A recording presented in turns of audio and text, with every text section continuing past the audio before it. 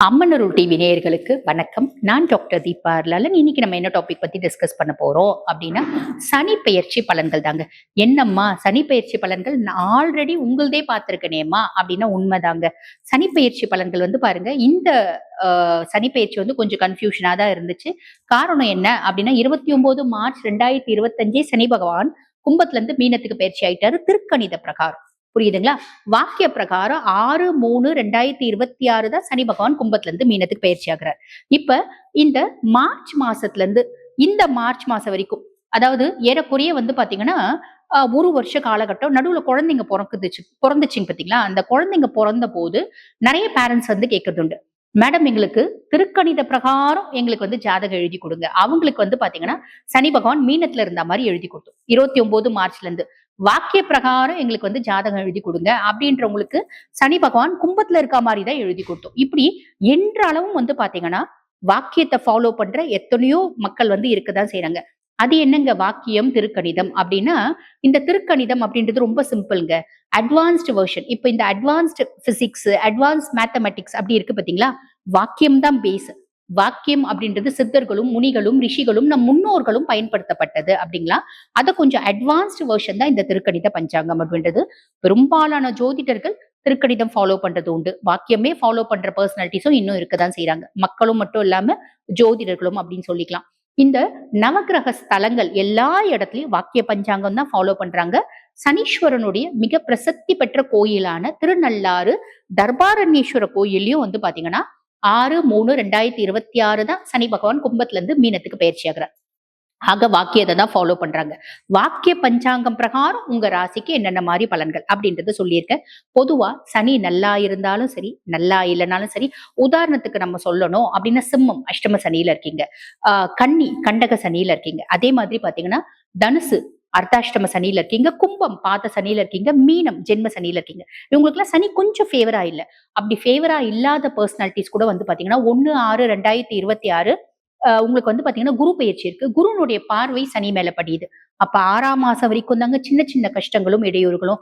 அதுக்கப்புறம் எதுவுமே இல்லை, சௌக்கியமா இருப்பீங்க. ஆனா சனி தான் வந்து பாத்தீங்கன்னா உங்களுக்கு எடுக்கக்கூடிய ஒரு நிலையில இருக்கிறான் அப்படின்னாலும் சனி எப்ப கெடுக்க மாட்டான் அப்படின்னா, நீங்க பாட்டு நீங்க உண்டு உங்க வேலை உண்டு அப்படின்னு நியாயம் தவறாம நீதி தவறாம முடிஞ்ச வரைக்கும் நியாயத்தோட நம்ம தொழில் செஞ்சாலும், நம்ம பாட்டு நம்ம வேலையை செஞ்சாலும், கடின உழைப்பாளிகளா இருந்தாலும் சிவனேன்னு இருந்தாலும் சனி கெடுக்க மாட்டான். ஞாபகம் வச்சுக்கோங்க.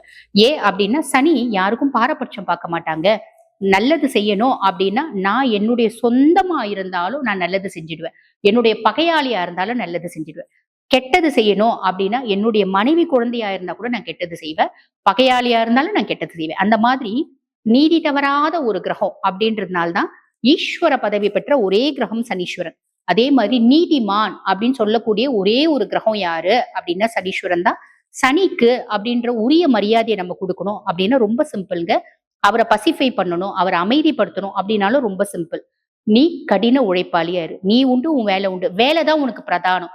அப்படி நீ பாட்டுன்னு உழைச்சிட்டே இருக்க அப்படின்னா பிரச்சனையே கிடையாது. நாங்க ஹவுஸ் ஒய்ஃப்மா, நாங்க எப்படிமா உழைக்கிறது? வீட்டு வேலை இருக்குல்லம்மா, நீங்க பாட்டு உங்க வேலையை செய்யுங்க. விருச்சிக ராசி அன்பர்கள், கும்பத்துல இருந்து மீனத்துல பயிற்சி ஆகி இருக்கக்கூடிய சனி பகவான். மீனம் உங்களுக்கு என்ன பாவம்? 5ஆம் பாவம். 5ஆம் பாவம்ன்றது என்ன சொல்லுவாங்க? பூர்வ புண்ணியஸ்தானம், புத்திரஸ்தானம் அப்படின்னு சொல்லுவாங்க. சனியை என்ன சொல்றாங்க அப்படின்னா பஞ்சம சனி அப்படின்னு சொல்லுவாங்க. பஞ்சம சனின்னா என்ன அர்த்தம்? உங்களுடைய பஞ்சங்களை எல்லாம் போக்கக்கூடிய பொசிஷன்ல சனி பகவானே இருக்கான். பொதுவா சனி உங்களுக்கு 3 மற்றும் 4க்கு அதிபன். இளைய சகோதர தைரியஸ்தானத்துக்கும் அவன் தான் அதிபன். பூர்வ புண்ணியஸ்தானம் புத்திரஸ்தானத்துக்கும் அவன் தான் அதிபன். பூர்வ புண்ணியாதிபதி பூர்வ புண்ணியஸ்தானத்துல. இது வரைக்கும் எத்தனை பொறுப்பு எடுத்திருப்பீங்க நீங்க?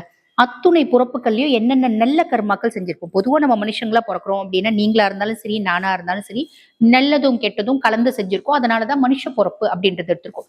நான் செஞ்ச நல்லதுக்கான ஒரு நற்பயன்கள் அடையக்கூடிய காலகட்டமும் இதுதான். நான் செஞ்ச கெட்டதுக்கான கெடுபலன்களை அடையக்கூடிய காலகட்டமும் இதுதான் அப்படின்னு சொல்லலாம். நல்லது அதிகமா இருக்குமா, கெட்டது அதிகமா இருக்குமா? நல்லதுதான் அதிகமா இருக்கும். பெருசா கவலைப்பட வேண்டாம். சனி கொடுக்க எவர் தடுப்பார் அப்படின்ற வார்த்தைக்கு இணங்க எதுல உங்களுக்கு பஞ்சமா இருந்துச்சு?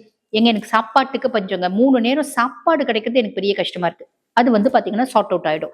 நல்ல சாப்பாடு அப்படின்றது கிடைச்சிடும். எனக்கு ட்ரெஸ் தாங்க பஞ்சமா இருந்துச்சு, நல்ல ட்ரெஸ் கிடைக்கும். எனக்கு வேலை பஞ்சமா இருந்துச்சு, நல்ல வேலை கிடைக்கும். அதே மாதிரி பாத்தீங்கன்னா எனக்கு இருக்கக்கூடிய இடம் பஞ்சமா இருந்துச்சு, நான் சொந்த வீடு பஞ்சமா இருந்துச்சு, எனக்கு ஒரு திருமணம் பஞ்சமா இருந்துச்சு, எனக்கு படிப்பு பஞ்சமா இருந்துச்சு. இது வரைக்கும் எனக்கு காலேஜ்ல சீட்டே கிடைக்கல.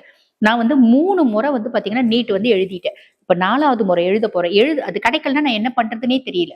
நான் ஒரு பிள்ளைய ரொம்ப டீப் இன்டெப்த் லவ் பண்றேன். அந்த பிள்ளை என்ன திருப்பி லவ் பண்ணவே மாட்டேங்குது. சனி லவ்க்குலாம் சப்போர்ட் பண்ணுவான். நான் லவ்வுக்கு எடுக்க மாட்டான். திருமணத்துக்கு சப்போர்ட் பண்ணுவான். நான் திருமணத்துக்கு எடுக்க மாட்டான். புரியுதுங்களா? திருமணத்துக்கு எடுக்கக்கூடிய ஒரு பிளானட்டே கிடையாது சனி. ஆக எதெல்லாம் உங்களுக்கு தேவையோ, எதுக்கெல்லாம் பஞ்சமா இருந்துச்சோ, எதெல்லாம் உங்களோட நீண்ட கால ஆசையோ, அத்துணை நிறைவேறிடுமாமா அப்படின்னு அப்படி எப்படி சொல்ல முடியும்? எனக்கு கொடுக்க போறது சனி பகவான் இல்லையா? அத்தனையும் நீ வந்து தூங்கி எழுந்த உடனே அதிர்ஷ்டத்து காத்து நம்ம சைடு வீசுமா அப்படிலாம் கிடையாது. அது சார்ந்த உழைப்புன்றது நீ வேணும். நீ உழைக்கணும். ஒரு கார் வாங்கணும்னு ஆசைப்பட்டேன்னா அந்த கார் வாங்குறதுக்கான ஐடியா மட்டும் இருந்தா போதாது, ஆசை மட்டும் இருந்தா போதாது, துடுப்போட இருந்த படகா இருந்தாதான் சனி உங்களுக்கு ஹெல்ப் பண்ணும். அதுக்கான முயற்சிகள், அதுக்கான வேலைகளை நீ செய்யும் போது சனி வந்து கெடுக்க மாட்டா, சப்போர்ட்டிவா வாங்கி கொடுத்துரும். புரிஞ்சிருக்கும்னு நினைக்கிறேன். நான் வந்து மன்றத்திலேயே மாங்காய் விழணும்னு நினைக்கிறேன். இதுக்கு சனி சப்போர்ட் பண்ணுவானா? சான்ஸே இல்லை. அதுக்கான வேலை நீ செய்யற அப்படின் போது அதுக்கான உழைப்பு எதுவா இருந்தாலும் நீ ஆசைப்படுறியா, அதுக்கு நீ என்ன மெனக்கெடுற, நீ மெனக்கெட நீ ரெடினா அந்த விஷயத்த கொடுக்க நான் ரெடி. இதுதான் சனியினோட குணாதிசயம், புரிஞ்சுக்கோங்க. ஆக எல்லா சப்போர்ட்டும் சனி செய்ய போறோம். ப்ராப்பரா யூட்டிலைஸ் பண்ணிக்கோங்க. வாழ்த்துக்கள்.